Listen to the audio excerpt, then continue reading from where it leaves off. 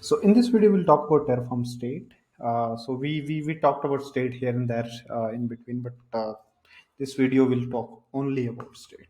So as we know, state is basically the source of the worldview of Terraform. State is how Terraform knows what maps to what. It's a link between your code and your actual infrastructure. Uh, and if you lose the state, and if like you override a state, if you corrupt a state, uh, you kind of lose the linking, and then Terraform will not be able to recognize that the resource already exists, and like how how to like map the changes that you made in configuration to the remote resource. Basically, there are two ways you write into state. You don't modify the state directly. You should never modify the state directly. One way is when you create a resource using Terraform. So let's say you created an EC2 instance, you ran tf apply. Terraform will write that corresponding information, and create that link between your code and your remote resource and write it into the state file. Uh, if you want to bring in resources that are already in AWS, you write the configuration file, and instead of applying, you use tf import to say this is my local resource, this is my remote resource, and then you run tf import to tell Terraform to create that linking, and that's how you import existing resources into Terraform. So these are the two ways you manipulate state, right? Also, state has to be, like, let's say there are multiple people working on the same Terraform project, or uh, then you should probably use something called like remote storage, remote state storage. uh, what what Terraform does in that scenario is it will use an object store, like S3 or GCS, to push the state uh, in a remote place instead of keeping it into your local file system. You don't need to do anything. You don't need to do git push, git pull type state push pull. Terraform takes care of that. When you do tf apply, it will pull the latest state, create a lock. You should always use state locking to avoid stepping on each other's toes. So when you modify a, s- a resource inside a state, you take a lock on that state, you do your modification uh, when you're doing the tf apply, and you push the state. All that is done in the background by tf apply.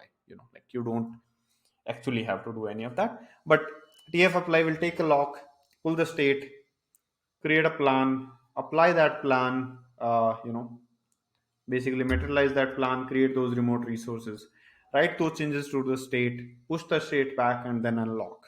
uh, so that will happen automatically. uh, and also, whenever you do tf apply and you have a remote state, Terraform will check if somebody else is already holding lock.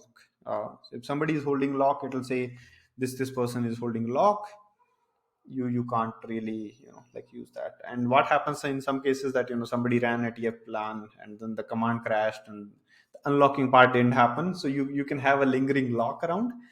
In those scenarios, just check who's holding the lock by looking at the lock file, uh, and then ask that person that like, are you actually working on it, are you actually holding that lock, send them a dm on a Slack or something. And then if that person is not actually using it, then the state lock is orphan. You manually like unlock that by running state unlock command, I think.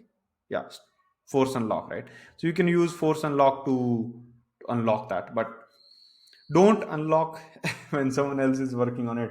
uh, like, talk among your talk among the team members, and then like do the lock reconciliation among yourself, right?